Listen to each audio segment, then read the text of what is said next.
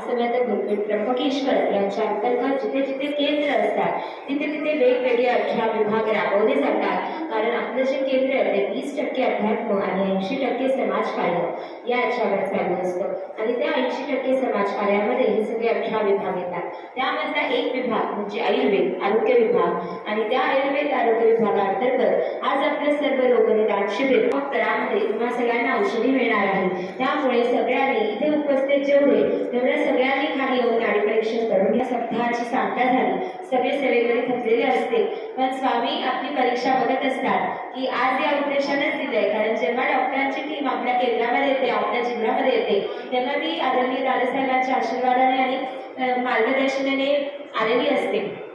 त्याच्यामुळे त्यांचं आपल्या प्रत्येक सेवेकऱ्याचे इथे उपस्थित असलेल्या प्रत्येक सेवेकऱ्याचं कर्तव्य आहे की नाडी परीक्षण करून घेणं। कारण हा आपला रिपोर्ट राजशिवाजी केंद्राचा पुढे जातो वर जातो तेव्हा त्यांनाही तो आकडा बघून छान वाटलं पाहिजे। त्यामुळे उपस्थित सगळ्यांनी नाडी परीक्षण करून घ्यायचं आहे। तुम्ही जर आधी नाडी परीक्षण करून घेतलं असेल तरी परत करू शकता। कारण की तुम्ही जसं अन्न खाता तुम्ही जर सकस अन्न खायला सुरुवात केली पथ्य फॉलो करायला सुरुवात केली वातुजन्य पदार्थ कमी केले पित्तजन्य पदार्थ कमी केले की तर तुमच्या नाडीमधला तो दोष पण कमी होतो।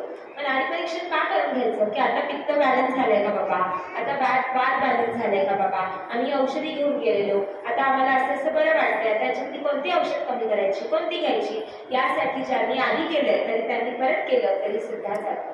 नाडी परीक्षण म्हणजे काय आपण जे काही जेवतो त्याचे 7 धातू 3 मल आणि 3 प्रकृती असतात। त्या 3 प्रवृत्ती म्हणजे वात पित्त आणि कफाचं। आपलं पूर्ण शरीर हे वात पित्त कफावर बॅलन्सिंग सुरू असतं। आपल्या शरीरामध्ये जवळपास 72,000 नाड्या असतात। त्या 72,000 नाड्यामधल्या एका जरी नाडीचा दोष वाढला तर आपल्याला वेगवेगळे आजार होतात। मग तुम्हाला आपण जे म्हणतो डायबिटीज झालं हायपरटेन्शन आहे ब्लड प्रेशरची गोळी आहे गुडघे दुखतात कंबरदुखी पित्तदुखी हे काय उगाच होत नाही। जेव्हा या वात पित्त कफामध्ये एक जरी नाडीचा दोष वाढतो किंवा प्रवृत्ती वाढते किंवा प्रवृत्ती बिघडते तेव्हा हे आजार उद्भवतात। त्याच्यामुळे सगळं आपलं वात पित्त कफावर असतं। म्हणजे नाडी परीक्षण करून घेणं आज महत्वाचं आहे। आणि नाडी परीक्षण करून झाल्यावर काय तर आपल्याकडे नखापासून केसापर्यंत प्रत्येक गोष्टीसाठी औषध आहे। तुम्हाला आता माहिती आहे तुम्ही बाहेर गेला तर हात लावायचे सुद्धा पैसे घेतले जातात। याच विचाराने आणि बाहेर जे सुरू आहे त्याने हा आपला आयुर्वेद आरोग्य विभाग पुढे आलेला आहे। कारण त्याच्याचमुळे हा विभाग पुढे आलेला आहे की आपल्या सेवेकऱ्याचा घामाचा कष्टाचा पैसा अनाठाई आणि अतिरिक्त वाया जाऊ नये आणि आपल्या केंद्रातच त्याच्या शारीरिक समस्याचं निदान व्हावं आणि तो परत सेवेला जुटावा आणि त्याच्याकडून जास्तीत जास्त सेवा व्हावी आणि तो स्वामी चरणाशी त्याची सेवा अर्पण करावी त्याच्यासाठी हा मार्ग आहे त्याच्यासाठी हा विभाग आहे। म्हणून आपल्या मार्गाची औषधं पहिले घ्यायची तरी 1-1.5 महिना घेऊन पण तुम्हाला त्रास होत असेल तर दुसरीकडे जायचं पण तुम्हाला दुसरीकडे जायची गरजच पडणार नाही। कारण आपल्या या औषधींना स्वामींचा आशीर्वाद आहे। या औषधी गुरुपीठ त्र्यंबकेश्वरवर बनवल्या जातात। जेव्हा त्या बनवतात तेव्हा त्यामध्ये भस्म तीर्थ अंगारा हे मिसळलं जातं। 24 तास श्री स्वामी समर्थ या षडाक्षरी मंत्राचा जप त्या ठिकाणी होतो। त्याच्यानंतर गुरुचरित्र पारायण असतील नवनाथ पारायण असतील आरोग्याच्या सेवा असतील ते आई भगवतीच्या सेवा असतील अशा वेगवेगळ्या साखळी पद्धतीने रोज तिथे सेवा करत असतात।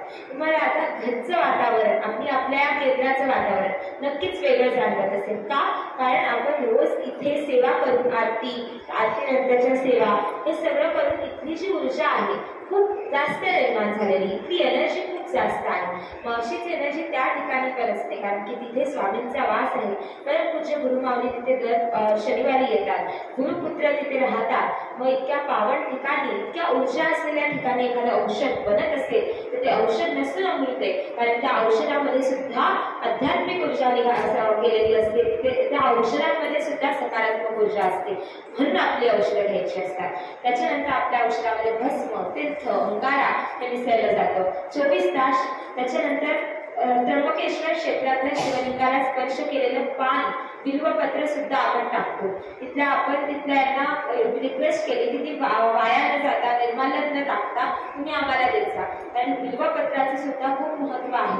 आपण जनरली आता आपल्या रुद्रयाग झाला, त्या दिवशी आपण महादेवाच्या पिंडीवर दही भात लेपन करून ती बिल्वपत्र वाहिली. पण आपण काय करतो, घरी सुद्धा बेलपान वाहिलं की ते आपण पानं निर्माल्यात टाकतो. पण ते निर्माल्यात न टाकता आपण त्याचं चूर्ण करून ठेवलं किंवा त्याचा चहा करून पिला किंवा ती पानं नुसतीच खाती, तर आपल्या शरीरामध्ये जे काही रोग आहेत ते पण सुद्धा कमी होऊ शकतात.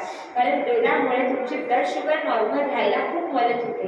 त्याच्यानंतर तुमची बॉडी डिटॉक्स व्हायला मदत होते, शरीरामधली घाण निघून जायला मदत होते. त्याच्यानंतर ते अँटीऑक्सिडंट बेलाचं पान असते. अँटीऑक्सिडंट म्हणजे काय? अँटीऑक्सिडंट म्हणजे तुमची गुड इम्युनिटी बूस्ट करतं. त्याच्यामुळे तुम्हाला व्हायरल इन्फेक्शन झालं, बॅक्टेरियल इन्फेक्शन झालं, तुमच्या शरीरामध्ये जर बॅड बॅक्टेरिया जास्त गेले असतील तर ते कमी करायला पण मदत करतात. आपल्याकडे थोडक्यात कशासाठी औषध आहे? वात, पित्त, कफ, गुडघे दुखत असतील, सांधे दुखत असतील, पाठीचे आजार असतील, मणक्यांचे आजार असतील, या सगळ्यावर आपल्याकडे औषध आहे. शल्यकिवटी, वातशामक काढा, वातशामक तेल, त्याच्यानंतर महायोगराज गोळी. या गोळ्या काय करतात तर तुमचे जे वेदना आहेत त्या कमी करतात, तुमच्या हाडांवरची सांध्यांवरची सूज कमी करतात. त्याच्यानंतर जो मुळापासून त्रास आहे, मणक्यात गॅप असेल, नस दबलेली असेल, मुंग्या येत असतील, हे सगळं त्याने कमी होऊ शकतं. म्हणून 3 महिने आपल्या औषध घ्यायच्या. खूप लोकांना पित्ताचा त्रास असतो. पित्त कोणत्या ना कोणत्या वयात होऊन गेलेलं असतं. पित्तासाठी आपल्याकडे पित्तशामक काढा आहे, कामदुधावटी, शिक्षेकरवटी, अविपित्तीकर चूर्ण आहे. कोणी औषधी घेतल्यात? हात वर करा. बरं. आणि कोणी एखादी अँटासिडची गोळी घेतली आहे पित्त झाल्यावर, त्यांनी हात वर केला. छोटीशी गोळी कोण घेतं पित्त झाल्यावर? हातवर कोणीच करणार नाही, पण मला माहिती आहे आपल्याला सवय असते की एक गोळी घेऊन टाकायची, 10-15 मिनिटात आपल्याला बरं वाटतं. तर ते न करता आपल्या मार्गाची औषधी घेतल्या पाहिजे, कारण यातलं पित्तशामक काढा आहे.